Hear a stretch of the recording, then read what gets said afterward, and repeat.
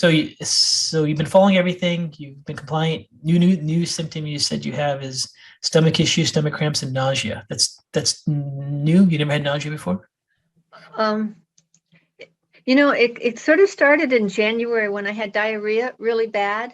Okay. And since then, I kind of get diarrhea every once in a while. And then my stomach, I have cramps. It's like I'm menstruating, and my back hurts like it used to when I menstruated. It's which I haven't had before since menstruating.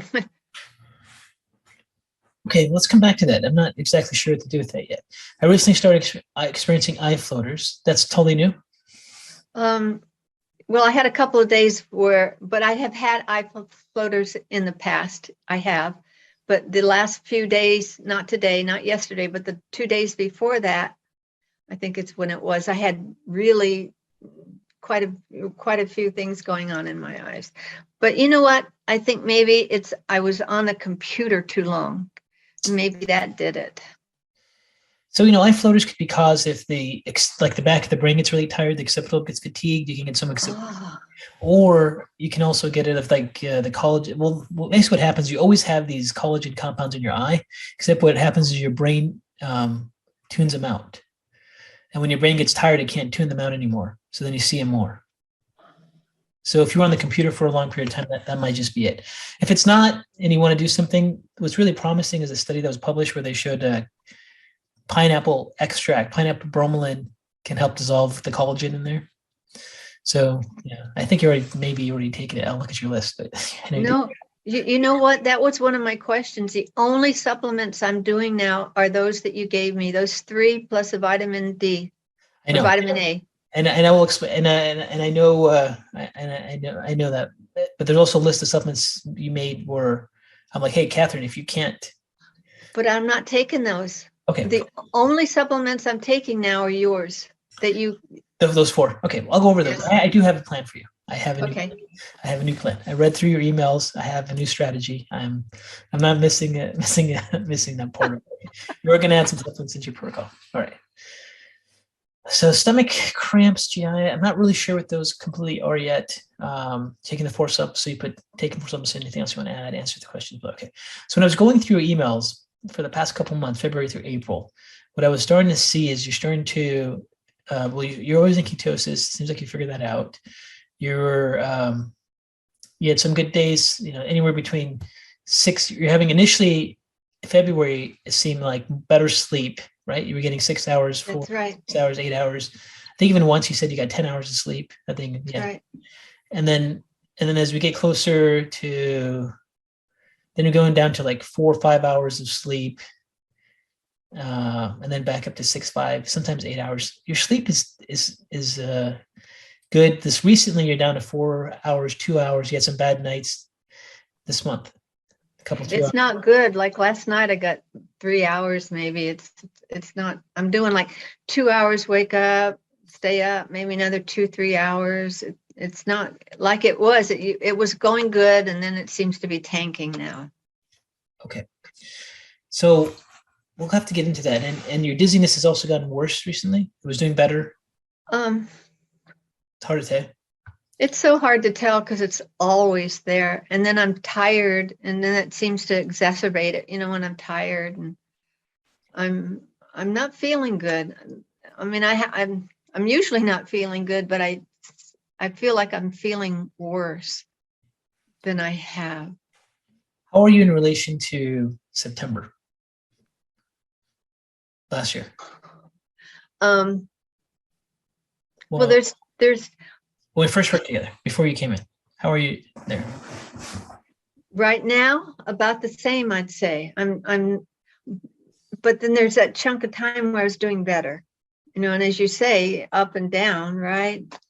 Yeah, I mean, you can definitely fatigue and exceed your brain and go back to exactly all your symptoms before. But also it doesn't mean you're necessarily back, because whatever plasticity and development you had is there. So fill me in. So September, we started working together, and then October, November, December, tell me what you were seeing there. And then when would you say you recently had this most recent flare? This past month, it looks like, when I read your emails, this month in April. Yeah, the last few, yeah. Okay. Up until April. So let's go from September to March. What were you noticing? Fatigue wise, energy wise, dizziness wise? Everything improved. And I remember telling you that there was something in the back that really improved. Something. I don't know how to say it. Would you say your energy improved, your stability, your mood, your Yeah, it did. Yes, I would say that. And then the compression socks and supplements made a difference too? Yes, I like them. Thank you. Okay. Yes.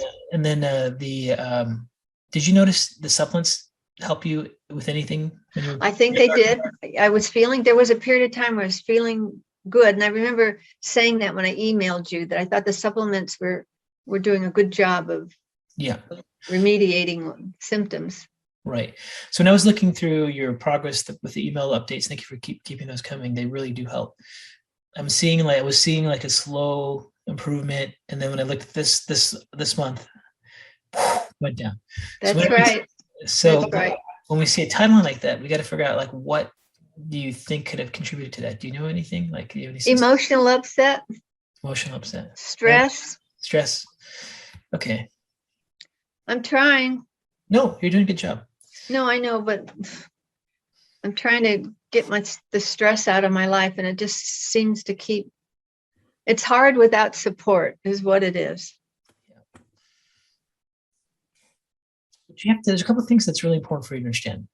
When you ever have something that impacts the brain, if it fatigues the brain too much or exhausts the brain, it just feels like you're nowhere. Feels like you have no improvements. It's not actually what's happening. It's just a point where he can't recover, doesn't have energy, doesn't have the support it needs. Okay. So I wouldn't look at all this and say you're back to square one. I don't think you're back to square one. I think you just have exceeded your metabolic rate. There's a difference between exceeding your metabolic rate and degenerating. Okay. So I think there's some progress you're going to have returned to you once you get out of this pattern. So do you think the recent emotional load is impacting your sleep? Is that the main reason? Yeah. Is it making your dizziness or anything worse?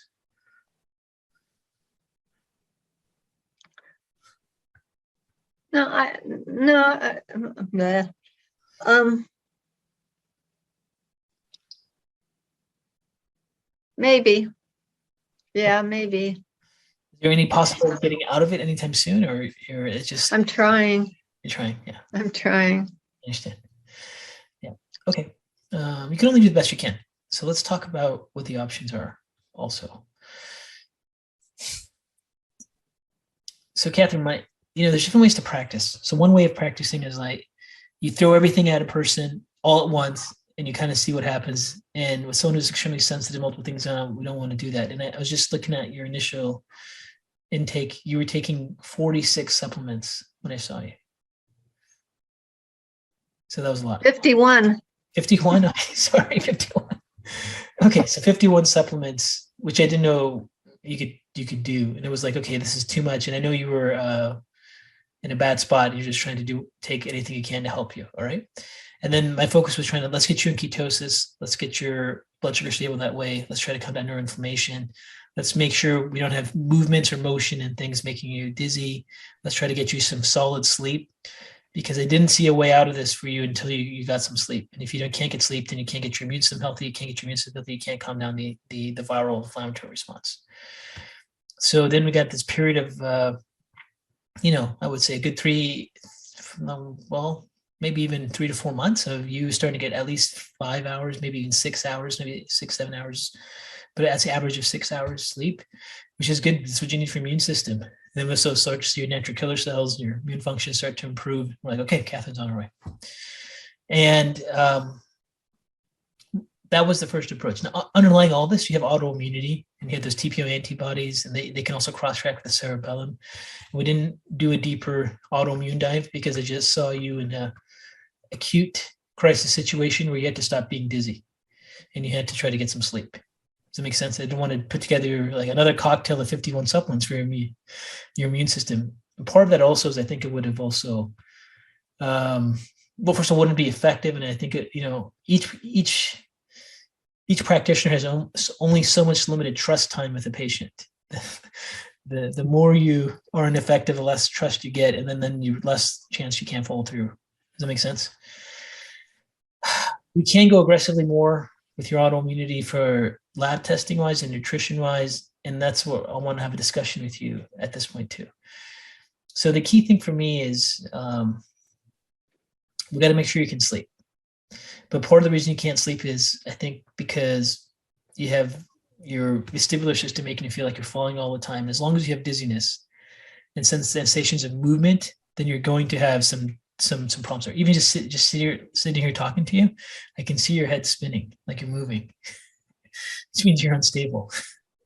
Okay. When you're not getting enough sleep and when you have a lot of stressors, you're going to be extremely sensitive to excess motion and movement. Have you noticed that connection, or are you? To what? Excessive motion, movement. Oh yeah. Oh yes. Okay. Is there any way you can reduce that, or not really? Or is the point you're not functioning at all in society? Well, I'm not doing anything in society. Basically, I'm home and I'm spending an awful lot of time in bed, just lying in bed right now. And then, there's spurts of doing this and that, but I'm not doing much. Okay. I'm real weepy, real, kind of depressed to cry. I can be doing something and I'll just start crying. I'm a mess. I understand. Okay. So let me ask you some questions.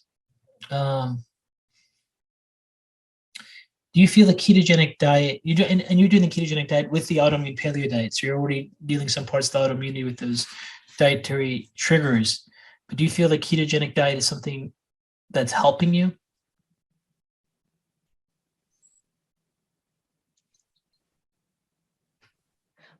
I only think it is because you tell me it is. Oh, shit. No, you're right. I mean, that I'm running on oils instead of carbs, instead of sugar. I've never had anyone tell me, or I've never felt like there's any kind of food that I'm allergic to, but I don't know. I don't know, Dr. Karazian, I don't know. Okay. I would certainly like to add some food in. I think I'm hungry a lot because there's not much to eat. And then I'm so tired trying to fix anything. I've been eating a lot of salad. And then I'll put some protein in the salad. That's my main food lately. And that's about it. I'm not cooking vegetables. I'm doing some juicing, but I'm not eating very much, really. I mean, as far as the diversity. Right. Okay.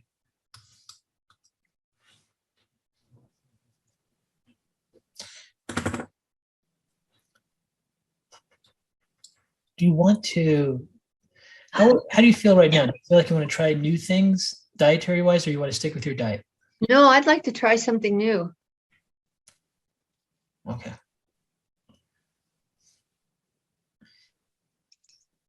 I'm nervous a little bit because I know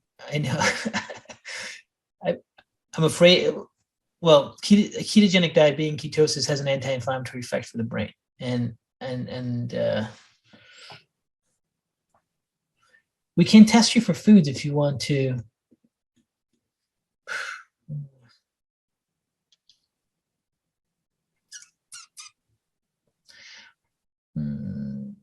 What would you like to eat if you could eat anything? What would you do? If you had if you had your choice for any kind of diet, what would you eat?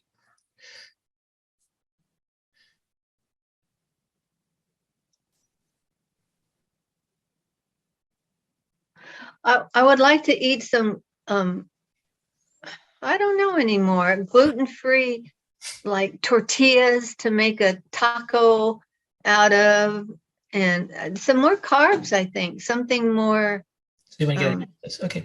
So here's a couple things. One of the issues is, since you've been on an autoimmune paleo diet, gluten dairy free for some time, once you go into past that 4-month window, if you don't get exposed to those foods, you may have false negatives that show up. So you're actually not, those antibodies won't be there, right? So you think you're right, but since you haven't eaten them, the body has made antibodies, so it looks like you don't have the sensitivity, but you may actually have it.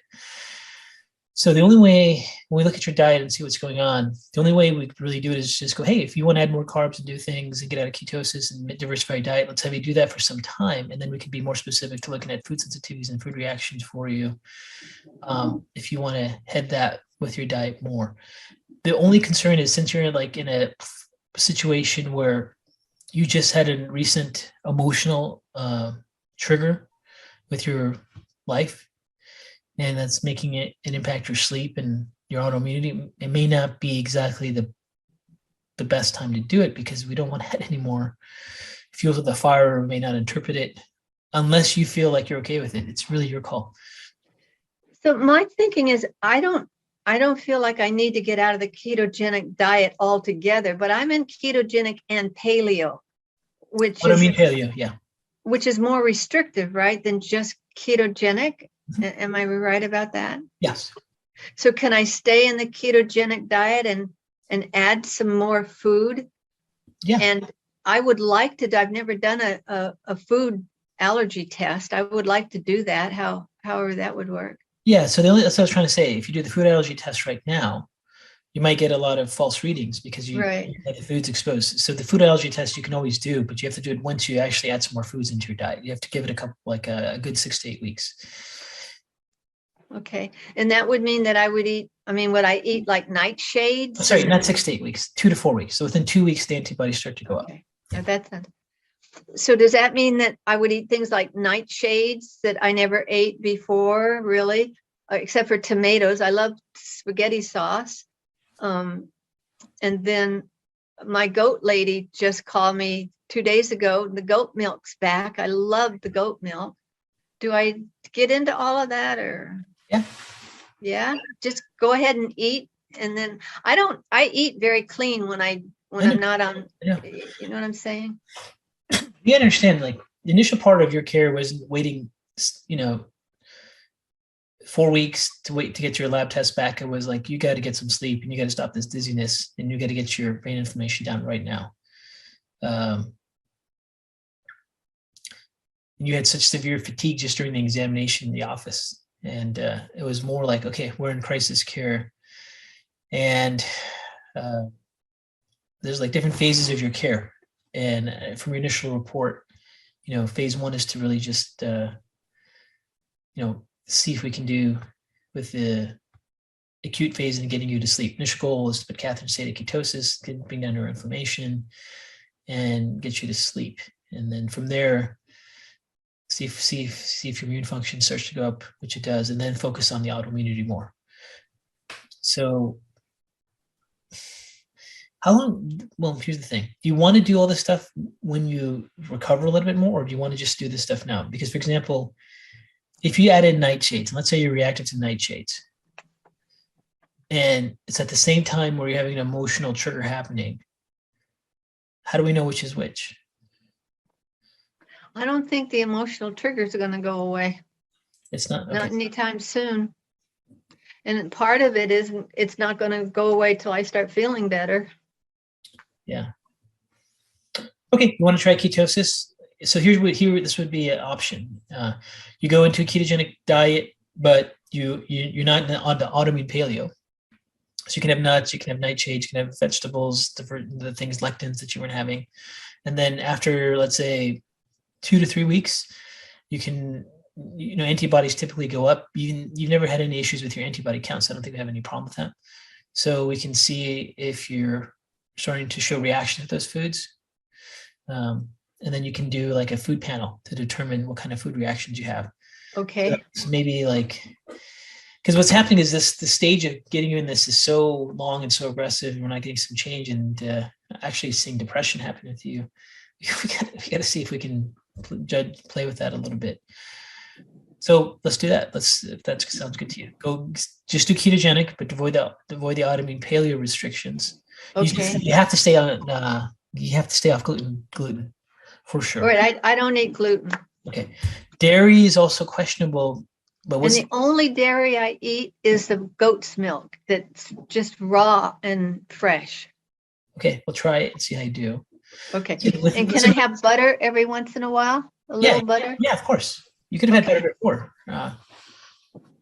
Because that's dairy. Oh, I'm sorry. With dairy, the issue is with with casein, which is in milk. Butter doesn't have any casein. Oh, Yeah. So one thing you can also do, Catherine, to be a little bit more cautious is add in a food every couple days and see, so you don't add all 5 things at once. Like add in some butter one day, add in the milk one day. okay. If you have any reactions. A lot of times when you avoid the food you're reactive to, when you first get it exposed, the reaction is much, much worse. And then you might feel like, oh, I never reacted to this like this bad before. It's just that what happens if you're reactive to foods and you avoid them, your immune cells have memory B cells that are still there, and your mast cells are just loading up with histamine and histamine and histamine, and your diet's been so clean, they haven't been released. And the first exposure you get is really severe, more reactive than ever before. And this is the concept of why people do elimination provocations diet. They eliminate the foods, Right. their immune system builds up and they're stronger, and the response to foods when they first re-expose them is more noticeable. So if that happens, be aware of it and then document it, and then don't worry, because it doesn't mean like you all become more sensitive to it. It's just that first exposure after an elimination. Okay. So I can arrange that for you there. Now, the other part of this is we can take a deeper dive into the autoimmunity, and it's possible one of the reasons you're not getting better or you're not responding to the things we have is you could have your TPO antibodies still binding to your cerebellum, because thyroid antibodies can not only bind to the thyroid, but they can bind to the cerebellum. When antibodies bind to the cerebellum, the immune system attacks it. So we can go into a more aggressive autoimmune nutraceutical approach.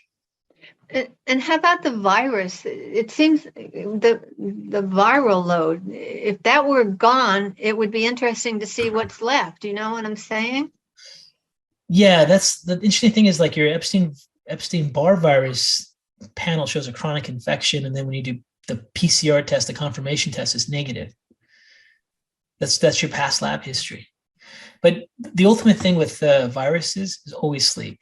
Like if you don't get sleep, you can't fix the virus. Now, you're taking X-Viromin, XFLM. Those are very powerful nutraceuticals that support the Th1 T helper cells and B cells to respond against the virus. So you're taking some viral support already. Oh, that's a question I have. So when you say take the supplements after I eat, what if I eat 4 times a day? Do I take the supplements after each time I eat, or only? Yeah, if you do it 4 times a day, you can do that. I can? I don't have to worry about it. And then the other question was, if I take the supplements close to sleep, would it keep me up?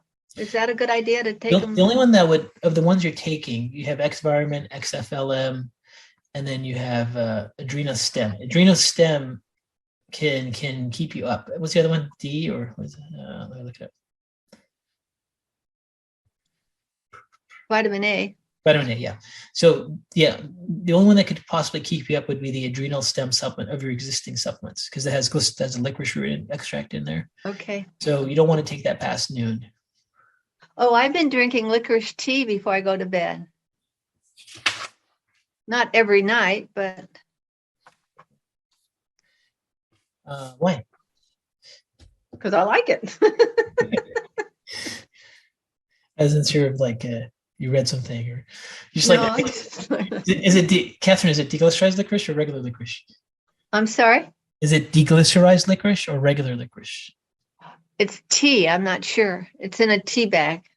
It's a good tea bag. I mean, it's a good company. I don't have to take it. It's not a big thing. I just won't take it. Don't take it. Did you start drinking it April? Yeah. Is that when you stopped having more sleep? Yeah. Last couple of weeks I've been drinking it.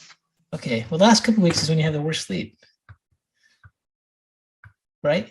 Right. Yeah. Yeah. So stop drinking it.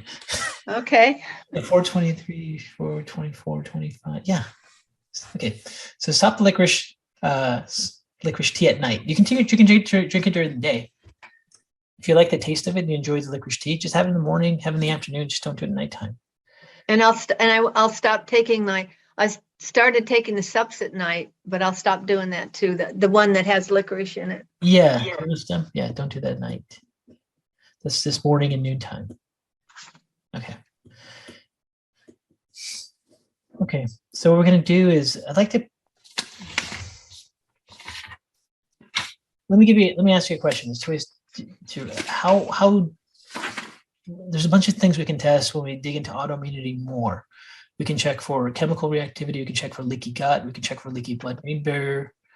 We can check to see where antibodies are to other tissues.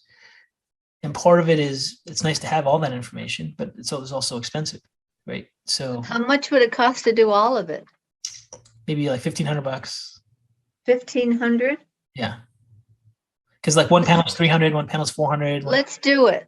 Okay, let's do it. All right. So I'll do Cyrex array 10. Cyrex array 10, which is like food sensitivity. Wait, we're gonna hold off on the food sensitivity. I didn't include that one because we're gonna do the chemical reactivity. I think it's like $300. We'll do leaky gut markers, leaky blood-brain barrier, and then we'll check to see if you have any autoimmunity in other tissues. Okay. Okay. And then in about, let's give it 4 weeks. Once you've introduced foods in your diet, assuming you haven't had any severe reactions, that's when we can do a food sensitivity profile. Okay. Okay.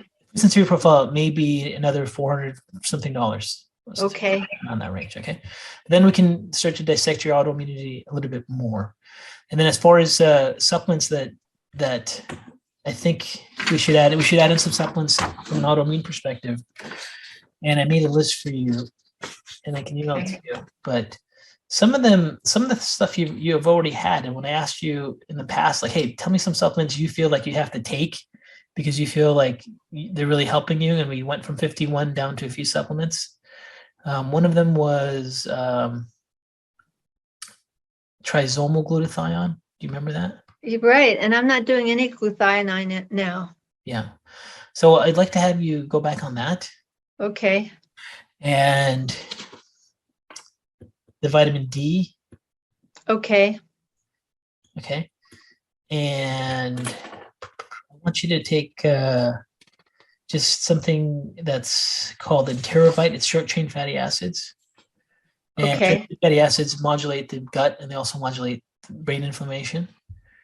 So I want you to take that, and I want you to just take something that just supports inflammation in the gut and repair called Repairvite. So I'll email you the names and the dosage of those. So how about my thyroid labs? I just got. Oh yeah, I was going to talk to you about that. Those are terrible. That also that may also cause you to not sleep.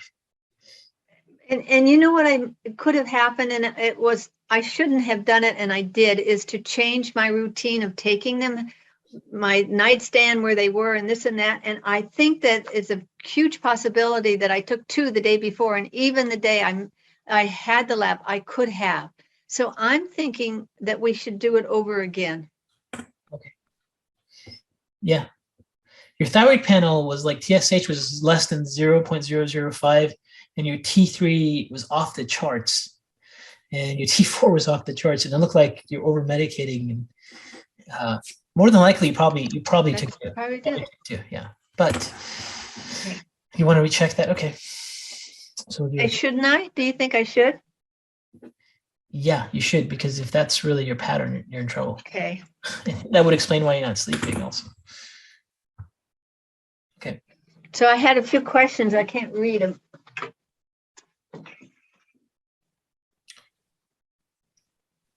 So I wanted to know about the supplements, and I wanted to know if I should start taking glutathione. Yeah, we answered that. And then about the subs at night. Oh, the other thing is I have along here and along here, I have a rash. And even when I touch it, it feels warm to me, but I can't say that for sure. But it follows right up here. It's itchy kind of, and then it's across my. Are we getting exposed to anything new? No, you know what, this has been going on, and I've just had so many other things I haven't brought it up. but I had it last year too. It's been with me. So Catherine, I'm not really sure. But I know your immune system is like weak, and as long as you continue to get your immune system stronger, that'd be the main approach to it.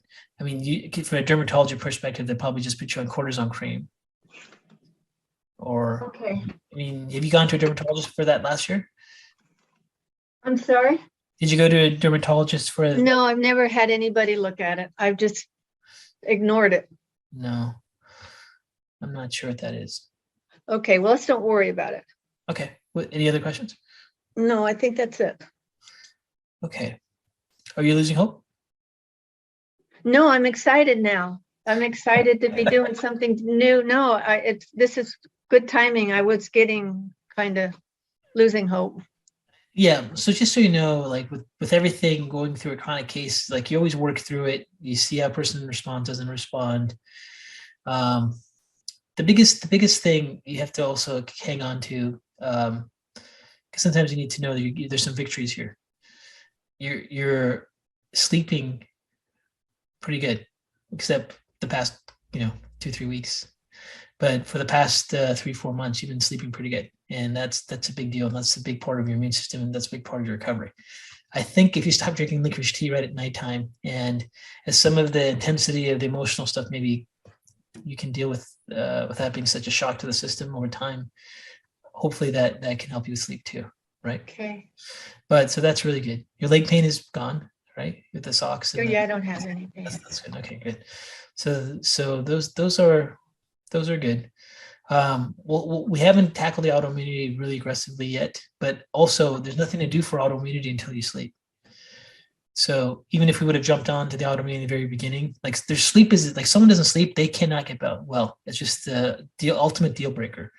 So no matter what interventions and protocols the person does, like you were on 51 supplements, it wouldn't have any effect. Like your body, your physiology, your immune system, your endocrine system, your brain, they all need to recover during sleep. That's just how we're designed. And it needs to be sleep like this. It can't be chopped up, right? Well, it's better if you have longer sustained sleep. But if you still get chopped up levels, especially if you go through the full REM cycle, then you have some major benefits. You get into deep sleep. So when I report to you, do you want to know when I say like 4 hours, I could have had 3 hours, 4 hours, and 2 hours, but I take the longest time and report it. If you get more information, give me about that, the better it is. Okay. Yeah, I mean, the more consistent sleep you have, the better it is. I mean, some of these nights, if you had 8 hours sleep, 7 hours, 6 hours, that's fantastic. Once you start getting less than 4 hours, then we're really worried about your immune system. Do you mean less than 4 hours this way, or could it be 4 hours broken up?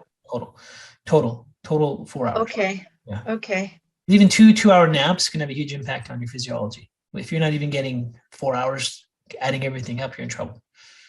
Okay. Your immune system's gonna have a hard time to do anything. The initial goal is to try to get, and a lot of times when there's a viral pattern, the viral pattern keeps that autoimmunity flared up ongoing. And when a person, the only way to get these viral patterns down is to have someone get into sleep. So sleep is still like the number one issue when you look at what needs to happen. The whole point of doing all those vestibular balance exercises isn't so much for the dizziness. It was so you could get out of like a falling fight or flight response and then try to get some sleep. So the last 2 nights I bought some for my eyes because I go to bed at 7. Yeah. So I'm hoping that'll help. Yeah, you can try that. Yeah. Yeah. And there's some artificial things you can do to make people sleep, like nutraceuticals and supplements. They only work for a short period of time. Usually for most people, they don't have an effect. Then we kind of lose that clinical window of what's working for you. But the other key thing too is when you say you get these bursts when you don't sleep as well, and like you're waking up in bursts, that happens sometimes when the blood sugar levels drop. Are you letting your blood sugar drop? How do I know? Well, one of the bigger clues would be the time you eat dinner and when you first wake up in the middle of the night. So what time do you eat dinner right now? Do I eat dinner? What time do you eat dinner? I don't know, maybe 5, or maybe 6, maybe. I don't eat very much. But 5 or 6, and then I go to bed sometimes at 6, and then I go to bed at 7. Oh, okay. usually. And then and then I wake up, God knows, sometimes 2 hours afterwards. Sometimes it's right at midnight for a few nights in a row. And then I'm up 2 or 3 hours and then I go back to sleep. It's just very Yeah. random to me. Okay. So Can I check can I check that with that meter that I check my ketones? I have those things that's supposed to check sugar. Is that check sugar? and it won't make that much of a difference for right now. If you wanted to check, you can. It's not going to make much of a. Okay. Okay. Something else. Well, the other thing I want to tell you is you still have to be extremely cautious to not have excessive stimulation, emotion, and movement so you can't sleep, unrelated to the emotional stuff happening. Okay. Bottom line is you got to sleep to recover. So we still. I know I'm trying. I'm I trying. know. But the focus is. No, I know. No, I appreciate it. Yeah. Okay. So what I'm going to do is this plan and strategy is at this point is you're going to go into ketogenic diet, get off the autoimmune paleo diet, add some foods in slowly one by one, the foods you miss the most, see how you do with them. We're going to wait at least a good 4 weeks to then test you for food sensitivities. Before the 4 weeks now, we're going to retest your thyroid panel, make sure that your thyroid isn't in hyperfunction, that it was just your medication that was that pattern. And then I'm going to give you some supplements to support your autoimmunity mechanisms more. One being one you're already on, trisomal glutathione, one being Repairvite, one being the short chain fatty acids and Enterovite. And I'm also going to recommend something called ProGlyco SP that helps stabilize blood sugar levels. I think that might help you. It's like an adrenal support product. So those things there. And I guess that's the plan. And then you're going to. That's good about the adrenals because that was one of the questions that I had. So, okay. Yeah, I mean, part of the adrenals is like you're in a fight or flight response every time you feel like you're dizzy and falling. So it's going to be an uphill battle. We still want you to do those stability exercises. I know you don't like to do them; they're boring. No, I do them. Okay, I know you do them. I know you're perfect. I know. Just hang in there. We'll see what we can do, and also, listen. I think I've told you this before. You're gonna have good days and bad days. Sometimes when you have a really bad day or bad week or bad 2 weeks or something, doesn't mean you're starting all over again. It just means you had something that totally exceeded your metabolic rate. And for you, when you exceed your metabolic rate, you get dizziness and vertigo, which makes you increase your sympathetics. That's going to contribute to you not being able to sleep. Okay. So, anything else? No. Okay. Thank you so much. Thank you. Okay. All right. Take care. Bye. Okay, I want to make some comments about Catherine's recent consultation. So one of the things I want to share with you is the emails of looking at her progress over time and how this is so important when it looks at managing chronic conditions. So when you look here, one of the things that you can see is when we look at the timeline of emails, first we can confirm she's in ketosis somewhat most of the time throughout the day. She's probably not eating enough fats. And when you look at, for example, in February, relationship between my dizziness and stability balance issues and quality, she says, better sleep, the less severe my dizziness and stability balance issues. I had 3 nights, 6 hours of sleep, no pain in her face. She's had 3 good days, energy's okay most of the days. She's got some dizziness every day, 3 excellent nights of sleep. And then as we go into the next email is an update, we can see her sleep and her ketone levels, looking at those relationships, but she's getting 5, 6, 7 hours of sleep. Remember, she wasn't getting any sleep just 7 months ago. And, now she's starting to get some consistent sleep. So she writes, I'm sleeping more extended hours. However, I've been very dizzy. I've not been feeling well, 2 steps forward, 1 step back as expected, no facial pain. And then low energy, awake dizziness every day. I slept more hours each night than the previous week. Here we're starting to see consistently about 5 hours of sleep, right on the border. We want at least more than 4 hours. We got 8 hours of sleep here, and less dizzy on some days than others, sleeping a bit better. Energy levels higher in the morning and slowly the levels drop. I'm up to 6 and able to do mental tasks. And around 10, I begin to lose energy and get tired. 3 good days of energy, dizziness every day, one really good night's sleep. And then we look at the next email. How are you doing with the supplements? Do you think they're making any impact? Did you get the compression socks? Yes, I think the supplements are helping. I think they're contributing to my feeling better. I'm sensing I'm better on some level, but there is some viruses that dampen that expression. Still have copious amounts of thick green mucus. Most comes out of my sinuses. I love the way socks take away the feeling of unrest in my legs. I'm hoping I can wear them in summer months. Remember, she had chronic committees insufficiency. So we had to take compression socks, 317, 10 hours of good sleep. And then she starts to take the Neuro O2, which is basically natural compounds in a supplement that increase endothelin nitric oxide activity, like vinpocetine and hawthorn extract. And then we look at this, we can see that her venous insufficiency, leg pain is gone when we support her vascular endothelium and have her compression shocks. That's really helping her. Yes, I've noticed change in my foot pain. I don't have any. So it's on a scale of 1 to 10. 10 describes the level of change. I'd also give her 6 rate to all the other grand changes I'm experiencing. So we're starting to see she's starting to do really good here in March, 323. Again, she's experiencing less stress, less anxiety. My cognition, my endurance have improved. Thank you. I'm immensely grateful.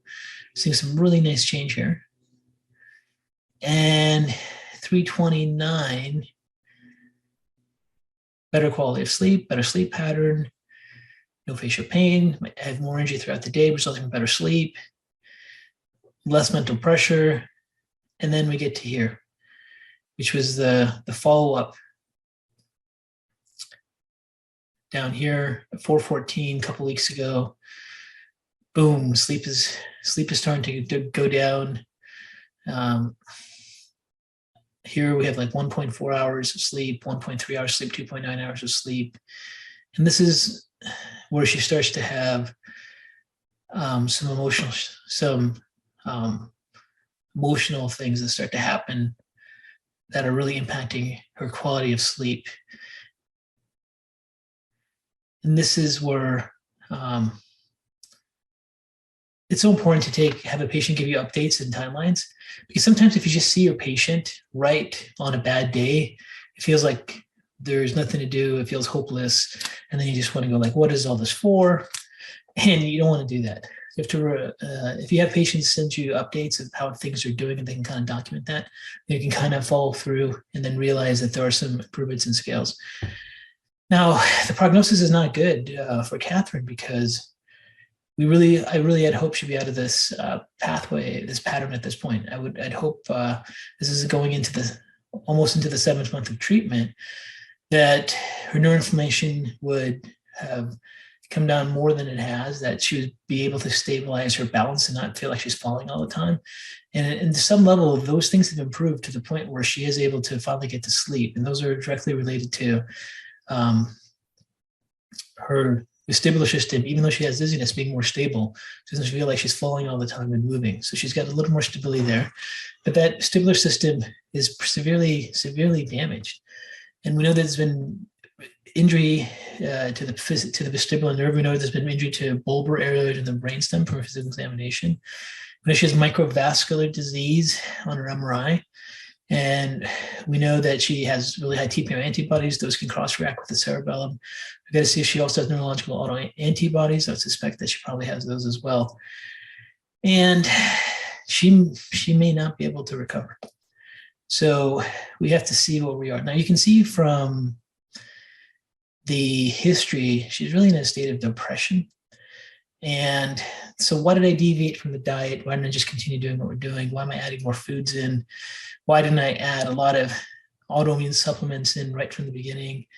Why, all these questions I'm sure may come up as you evaluate the case.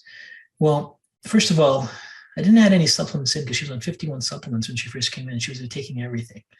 I didn't want the focus to be that you're going to get better by taking a supplement. My focus wanted to be on, we have to get you to stop being dizzy. We've got to get your inflammation in your brain down, and we have to get you to be able to sleep. So her sleep patterns have dramatically improved, except with the recent onset of maybe she's taking Lipitor. And by the way, this is her recent thyroid panel. The recent thyroid panel, you can see TSH is 0.5. T3 levels are really, really high. I don't think she's in hyperthyroidism. If she was in hyperthyroidism, she would have palpitations and severe nervousness and anxiety and sweating. I think she just overdosed that day, but it's important to see what those symptoms are. So anyways, also when we look at her updated metabolic assessment forms, she still has lots of blood sugar instability symptoms throughout the day, despite being in ketosis. So she's not eating enough, she's not eating frequently enough, and she still has lots of thyroid symptoms that are happening despite the fact she's on medication. She's adjusting her medication different dosages. So with her physician, to see what happens there. She's got lots of dizziness, vestibular, lots of cerebellar symptoms that are persisting, and lots of dysautonomia patterns that are still there. So with all those things there in mind, we got to really see what's the next step. So I think she's getting really tired with the diet, and she gets into when you get people that are depressed and they just feel like it's almost the point of giving up. It seems like we're going to introduce some foods for her and see if that can help her. She wants to do some further testing. She's kind of stuck there, and we're not getting her to get out of this cycle. What I really need to do is I need to have her exercise and move and sleep. I can't have her exercise and move because she's got a vestibular issue. She's got a vestibular issue because her brain is really unhealthy, especially her vestibular cerebellum. Any type of movement, any type of motion of any minimal kind fires up her sympathetic systems. So we have to see if we can get her out of that pattern. And we'll have to see. Now, I also didn't really drive in the whole autoimmune part. There's a lot of things it didn't do until her immune system got stronger. As you can see with her natural killer cells in her past panel, they got improved, and until she can sleep. So now that she has been able to sleep, I started adding in some supplements. I started adding some adrenostem in, which is a glycyrrhizide compound that helps get blood pressure up, helps get perfusion working. Can help. Glycyrrhizide can also slow down cortisol metabolism, so it circulates a little bit longer. So you see if that can give her a little bit of energy. That has nothing to do with autonomic epinephrine, norepinephrine pattern. That's different. And I'm going to try to support her, see what's going on with her autoimmune more. Try to look at some autoimmune mechanisms that may be impacting her brain, but we have to see if she can still continue to get out of this pattern. It's 100% guaranteed and certain, as far as I'm concerned. If she's not able to continue to get consistent sleep, and then if she can't move and we can't impact her vascular dynamics and her brain vascular dynamics with some physical exercise, we may not be able to get very far. She's made some huge improvements since February. Since the past 7 months. It's just this past month, this emotional response, she's gone back. But she's not gone to the point where the improvements have been significant enough for her. Like for me, I'm seeing she doesn't have leg pain anymore. Her energy levels are a lot better. She's getting sleep. She's still dizzy, but the dizziness doesn't seem to be as bad. You can even see her facial tone is much, much better. So there's some things that are changing, but it's not enough for her to feel a big quality of life change. I don't know how far we can get to get there. So we'll see what the plan is. So the plan right now is to have her just stay on keto and see if she can diversify her diet a little bit. Maybe get some more food quality. Maybe she can eat more diversified foods to get more microbiome diversity. And we're going to start adding in some short-chain fatty acids, things to support her leaky gut intestinal barrier, increase her glutathione levels again. And I'm going to give her some adrenal blood sugar support, see if that can help. I really don't think it's going to make it that big of a difference for her, but we shall see. And I'm still hoping that she can continue getting herself stable and not moving and falling, and she can function. She'll be okay. Now, I don't know if you guys have ever worked with patients that have serious microvascular disease of the brain, but they are the patients that can't function, stay in bed all day, can't handle much stimuli. And it's also possible that she has severe inflammation, injury, and degeneration to her brain at her age that isn't going to allow us to make much of a recovery. But that's what I think, and we'll have to see how she does. Thank you.